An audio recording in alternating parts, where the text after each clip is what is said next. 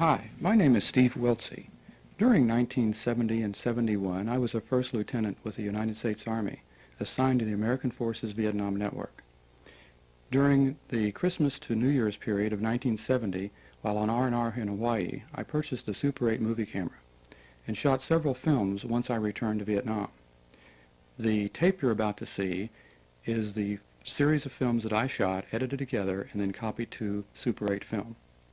I did have some training as a cameraman, but I'm certainly not a narrator. I will do my best to explain what I saw and what I did and what you're seeing in the film. We'll start our tour in the area of Quang, which was AFVN's Detachment 5, also known as the End of the World.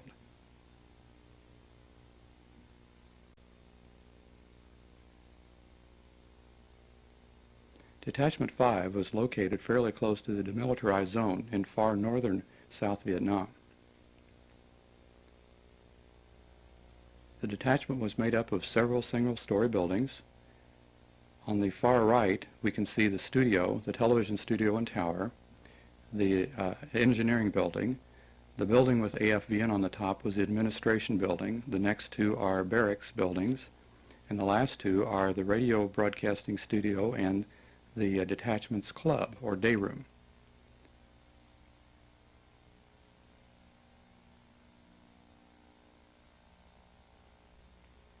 Let's first take a look in the radio broadcasting studio. We see Sergeant J. Norris, a Marine Sergeant, getting ready for his daily radio show. Had some tape editing equipment. Quite a few LPs provided to us by the American Forces Radio and Television Service. The proverbial stacks of wax, I guess.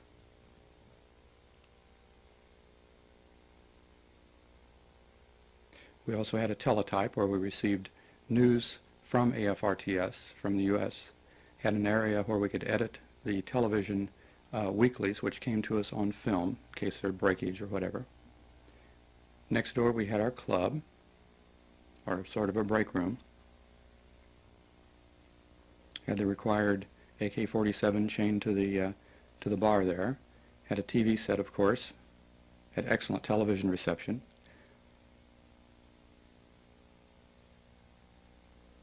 And we even had a movie projector in case there wasn't anything good on TV.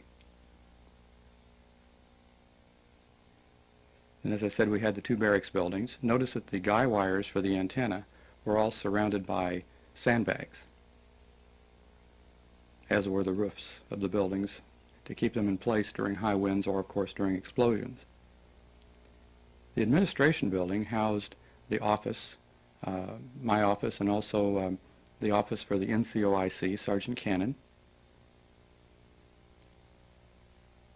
This was my desk area here.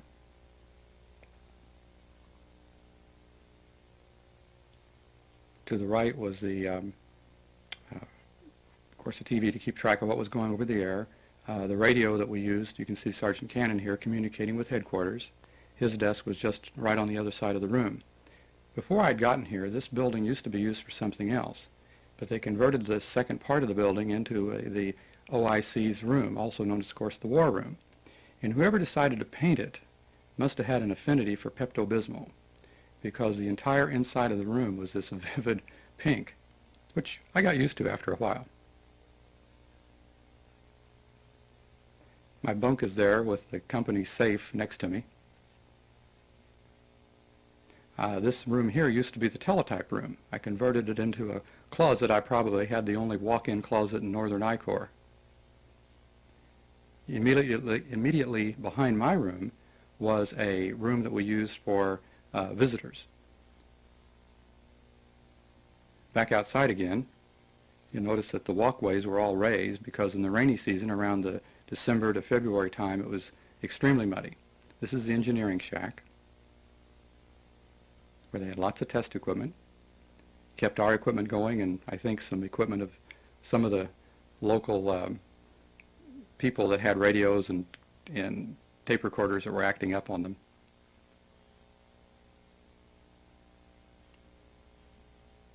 To the right of that was the Sarkistarzian television van. An interesting sidelight was that I had worked for WTVW Channel 4 in Bloomington, Indianapolis, which is the Sarkis-Tarzian-owned station. And the one in Bloomington is actually on the Sarkis-Tarzian property. So it was kind of a homecoming type thing when I realized that the TV van was actually from the same company I used to work for. A couple of our guys getting ready to do some broadcasting there, probably getting ready for the evening news, which was done live.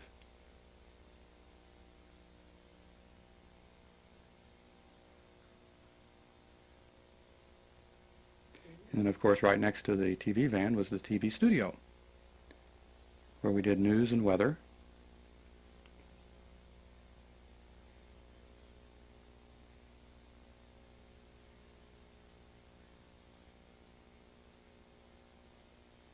It was pretty cramped quarters in there, but we got the job done.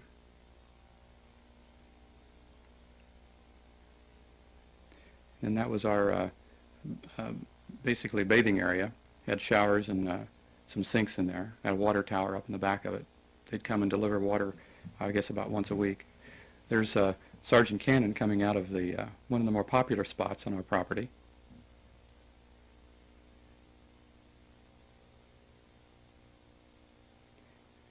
All of Quang was built like a donut.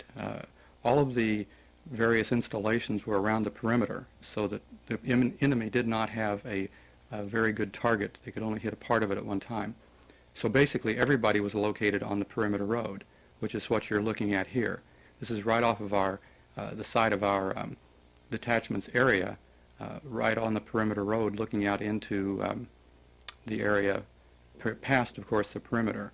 That slightly cleared area you see there was the demilitarized zone with equipment on it known as McNamara's Folly that was supposed to be able to notify the good guys in case the bad guys came across. Lots of places to hide out there.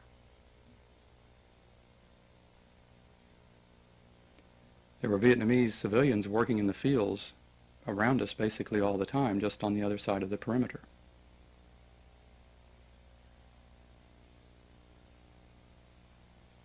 See a couple of women there walking just on the other side of the barbed wire while the GI on duty there keeps track of what they're doing. We had an artillery company, I think, located just to one side of us, and a replacement battalion company located to the other side. As we pan across here, you can see it looks like just open field out that direction, but actually we're looking across the Quang base. It was a very large circle. Sergeant Cannon trying to fix the air conditioner on probably in the TV broadcasting studio. There go some of our guys to pick up lunch over at the artillery company.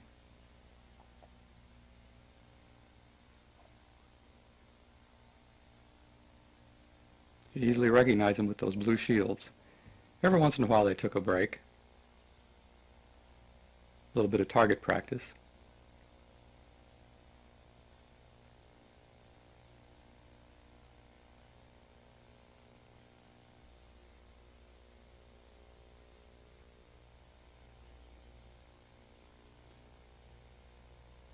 They were getting pretty good considering the camera was on them.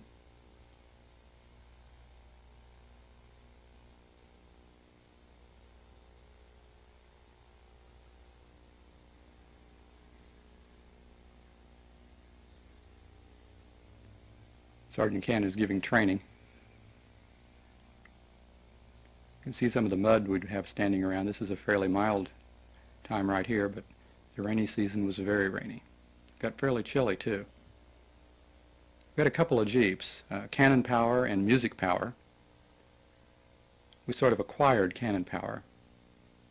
It's a long story. More civilians just outside the perimeter. Had a lot of interesting airplanes there, quite a few helicopters, of course more than I'd seen any other place. Sergeant Cannon up on top of one of our bunkers out in back, watching the war, as we called it. This was a situation where they were sending out a scout helicopter and a gunship because somebody was sniping at a formation over in the artillery company's area, so they were on the hunt.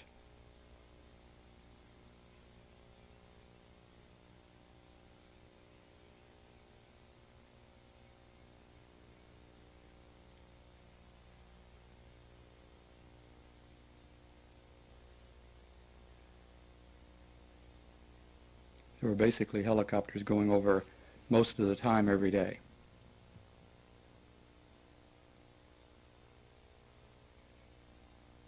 The Cobras were usually the most interesting to watch.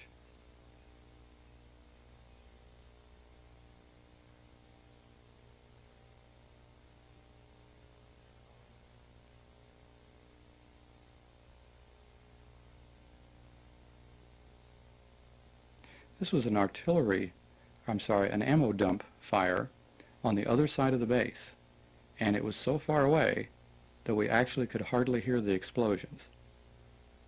Just to give you an idea of how large around the Quang Army base was. We understood somebody had snuck in and had set explosions in the ammo dump. Glad I wasn't there.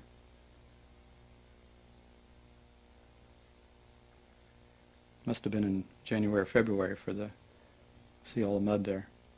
Somebody standing up on top of the water tower to take some pictures. Oh, I see somebody, they removed the ladder while he was up there. Well, I guess he'll be there for a little while.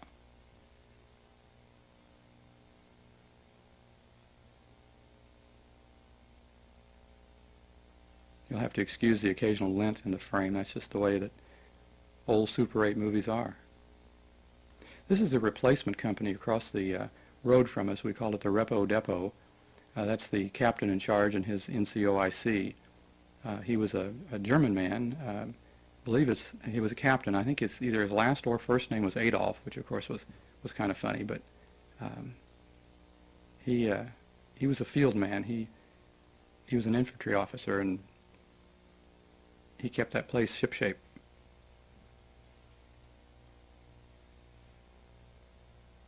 That's also where we were able to go to eat if we wanted to. We could share their dining hall.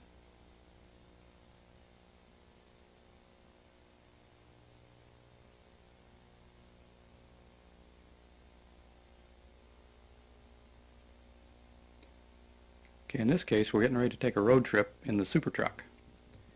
3/4 ton. We were heading towards Hue and Fubai, and so I've shot some couple of rolls of film as we traveled along, just looking out into the countryside to see what we could see. Of course, there's a downed bridge. Notice our windshield wipers are in good shape. Actually, as I remember, I believe we were taking this truck to literally turn it in because it was pretty bad shape, as I remember. Lots of Vietnamese civilians working in the fields all the time. You can see the sandy soil. We were relatively close to the beach or the ocean front at this point. Vietnamese compound along the road. Mountains in the distance. Typical scene in that area. Some sort of a religious shrine along the road.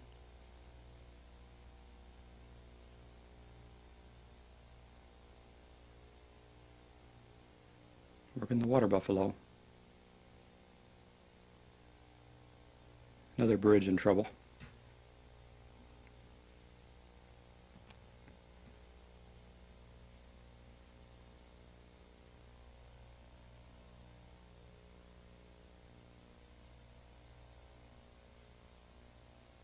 Passing through a small village. Actually, this may be the outskirts of Hue. Nope. Bombed out church.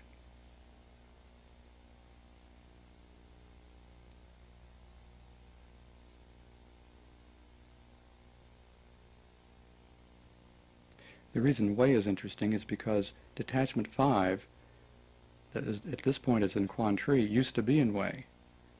And it was attacked there and then later moved to Quang Tri. We'll be passing through Hue in just a few moments. And somebody who was along for the trip said that they had been told by somebody else that an area they're going to point out to me just right about here in just a moment is where the station used to be located. And actually the TV van still had bullet holes in it. They pointed out this area right here, that the station used to be located right in that area. I can't confirm it, but that's just what somebody said. Now we're at the Hue Fubai airport, as you can see. So we have to have pictures of more helicopters.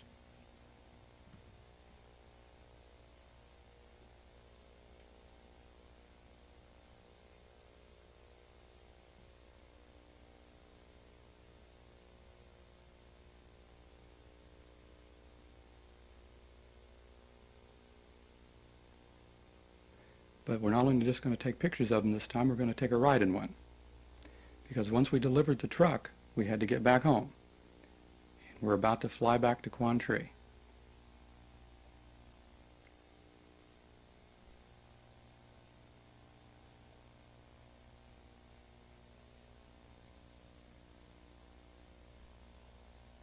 Looking down on one of the larger churches, I think in the Way area.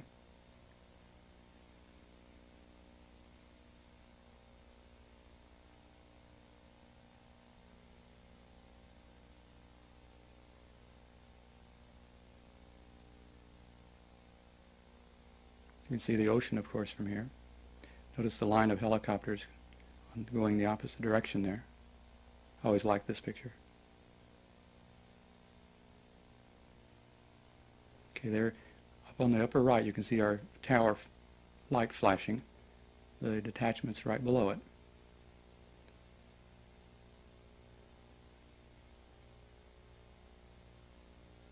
Sort of that little semicircle just to the top of the screen. Well, we're turning now, and I'm shooting straight out the window, and I'm looking straight down at the ground. I was pretty much ready to get down by this time.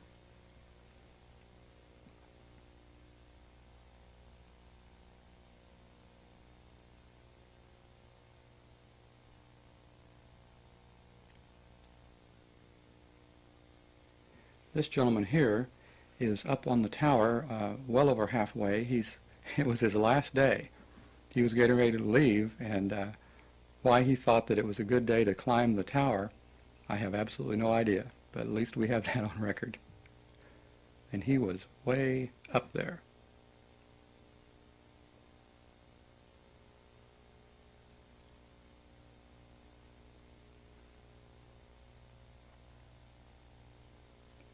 This helicopter was hovering over some people just out of the perimeter, some civilians out just outside the perimeter that were doing something that they didn't want them to do. This was a Vietnamese helicopter, and they were speaking over a loudspeaker in Vietnamese to these folks here on the ground.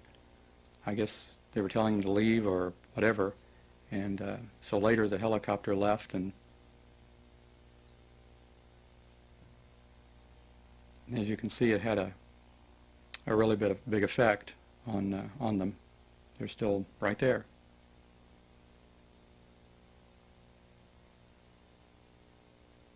Occasionally there would be flares popping around that sometimes indicated something, and sometimes it indicated it was some sort of a holiday, so you never knew for sure, but always took notice.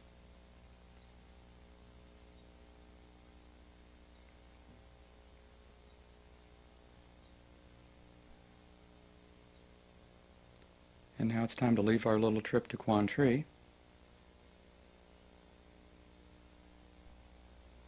and head to Da Nang. Da Nang's a detachment on Monkey Mountain, which you can see as a little blur right there in the middle of the mountain, a little closer now. Had probably the nicest view of any of the AFVN detachments.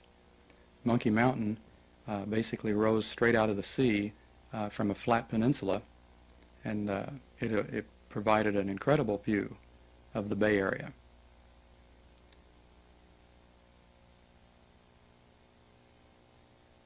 Of course, it looked much nicer than this 30-year-old film did, which has been transferred to videotape.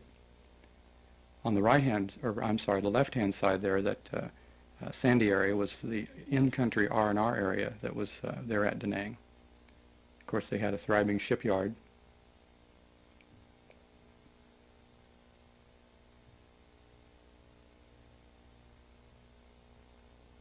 And we could see the airport, the military airport at Da Nang from Monkey Mountain. You can hardly make it out there in the film. Lots of fishing ships.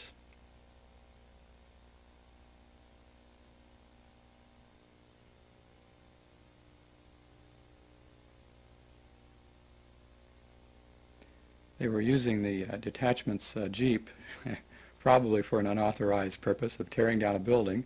I don't think OSHA would have approved of that. They had a horseshoe pit, little break area, of course, too, and a real nice covered area outside their building where we can see one of their Vietnamese secretaries on break. They had a grill back there and had a little snack bar area. It was very nice. I think here we have the three senior people, Captain Al Noyes and his NCOIC, and another gentleman, I don't remember what his position was. They were checking something around the perimeter of the detachment there that they were concerned about.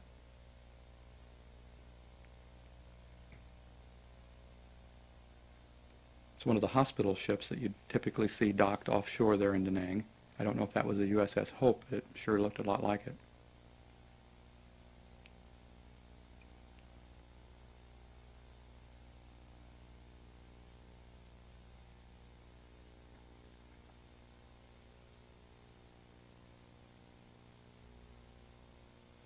Riding back down towards the town now. There, being a tall mountain, there were a lot of radio and other types of listening posts there. They said they could use those antennas we just saw to listen to military communications in North Vietnam. This is down in Da Nang itself. I understand that was a refugee area. Delivery trucks and so forth.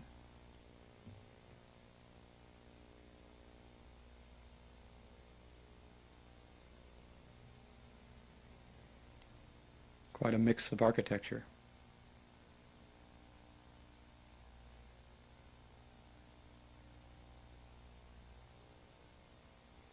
Some sort of a religious shrine, I believe. Since I had this new camera, I had to experiment a little bit with the stop action, so I had to play with some animation. Hey, I work for AFVN. It was a requirement.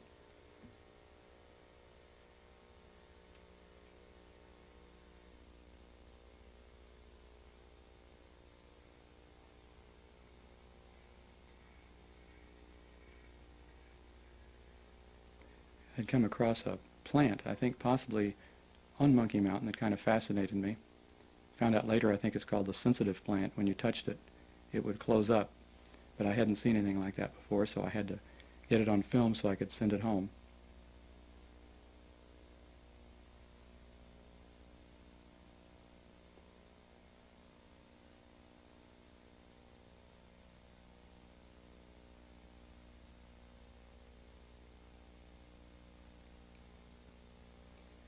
This was the second part of the film. Not all the films would fit on one roll. The second part has to do with the time that I spent in Saigon. Most of this would have been shot during the last half of April and the first half of May of 1971, when I was reassigned back to Saigon.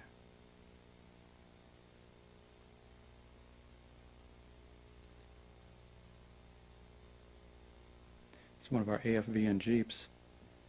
Riding now, leaving from the BOQ that I stayed in.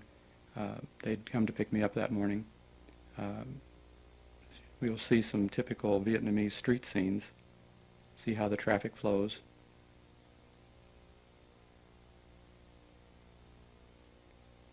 Basically, if there's not a lane, you make one.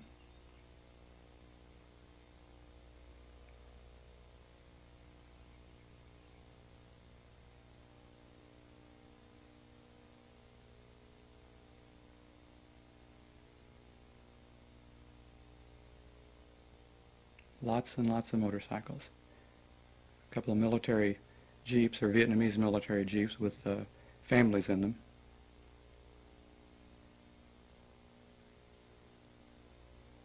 I'm sure that was an authorized usage, though. See back of Major Dove's head there. He was the second in command there at the headquarters at that time.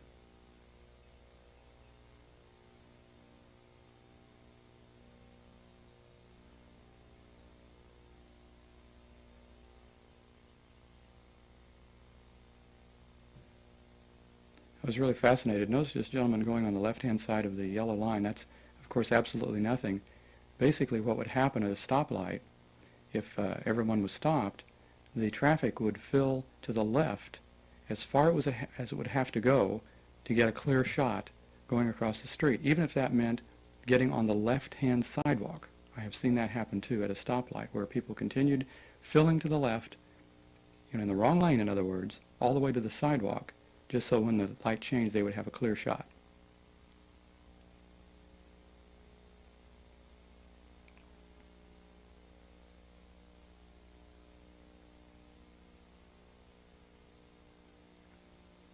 After that nice restful time, we were ready to actually pull into the station. Saigon's AFVN headquarters. After a trip like that, we're glad to be there.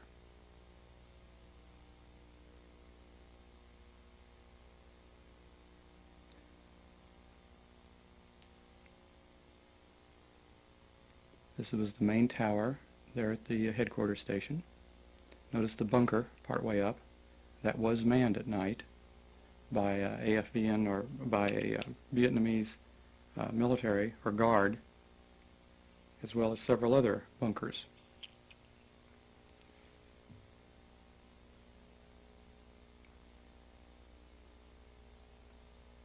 As I remember, the name of the street we were located on was Hong Thap 2. I think we were at number 9, so we'd be looking out at Hong Thap 2 here. Notice the traffic on the left-hand side of the center. Interesting vehicles. There goes the commander with a Vietnamese driver, getting ready to try to pull out in this mess.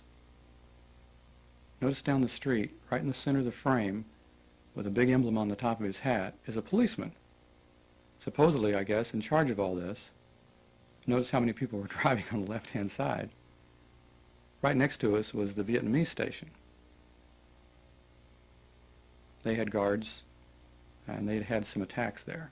Across the road was some sort of a sports field.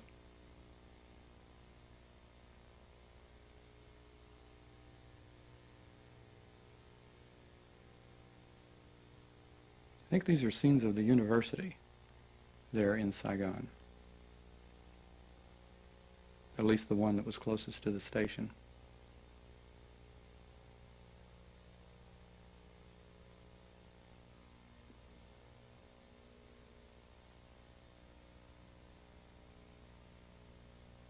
It's the presidential palace in the center of the street there. Notice that car on the left-hand side? And little sidewalk vendors everywhere.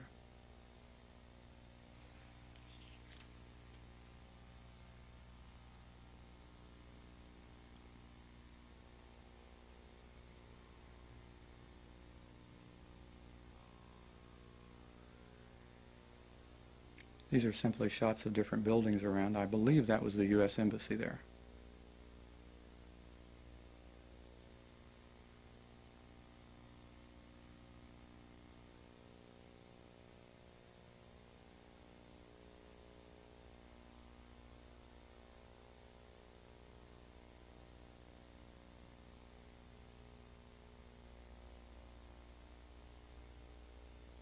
Here's the corner gas station, literally on the corner. This really large church, very nice building, was located on John F. Kennedy Boulevard.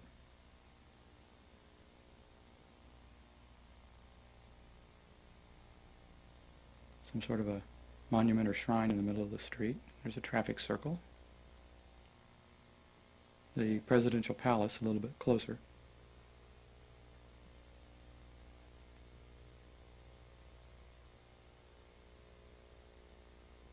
Looks like they'd cut down most of the trees along there.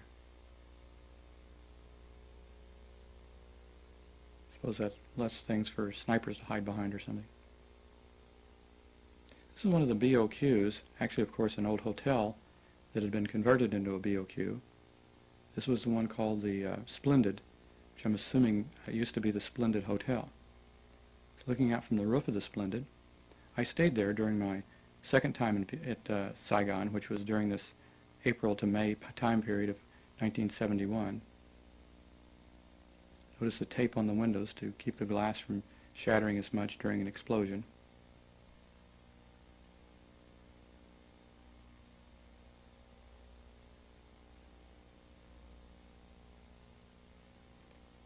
The roof was used for several things, including showing movies, but since I worked at night, of course, I never was around to see whether they showed them or what they showed.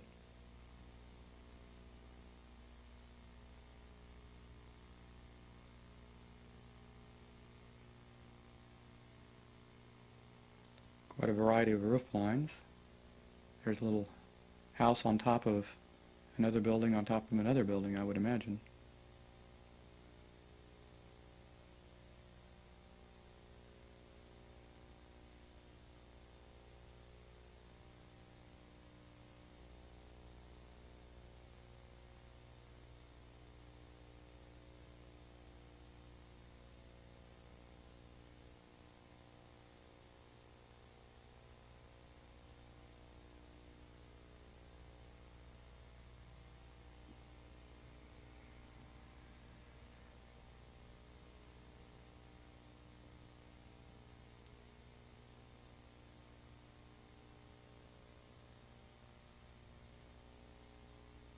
Saigon was a pretty good-sized city.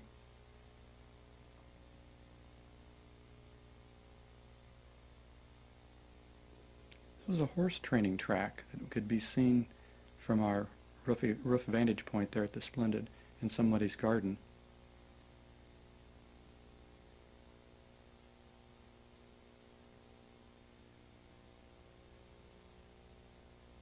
Looking down at traffic from the Splendid was always interesting.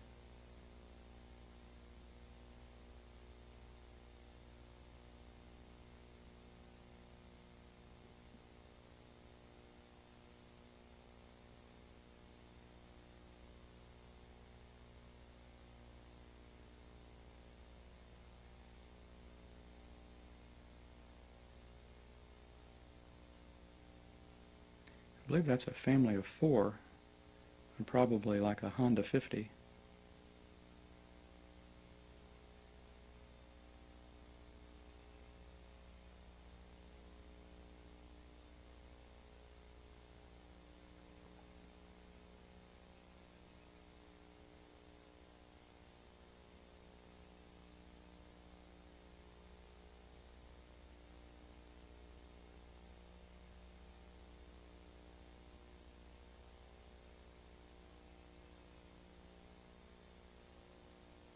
Parasol and all.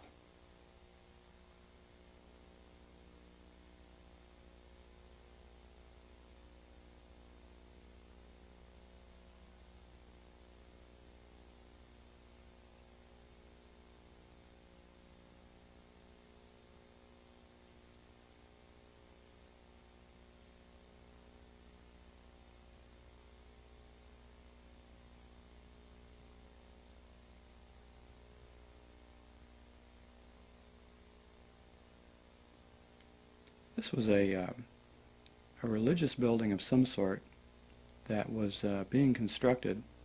I shot several feet of this. The architecture was very interesting, and of course it was brand new since it was still under construction, so it looked nice. It hadn't been shot up or bombed out or destroyed in any way yet.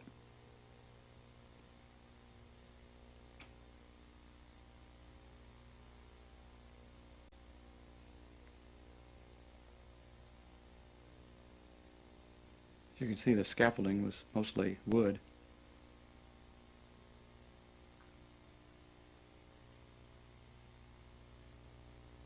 There were some school kids that were taking a tour of the new building. So it was a pretty active place.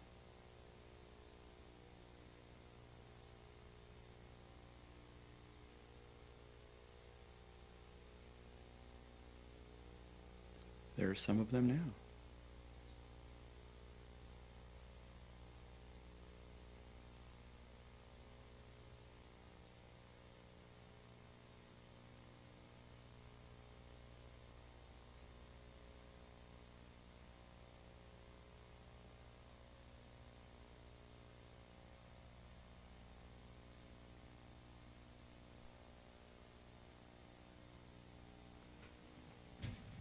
As we take a look at a few final scenes around Saigon, this would have been the Splendid BOQ. My room's right there. I shared the room with 2 other people, but since I worked at night, I rarely ever saw my roommates.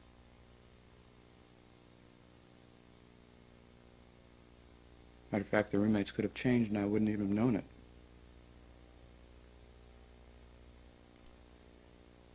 Taking a last look at the traffic outside the splendid BOQ as the melee continues.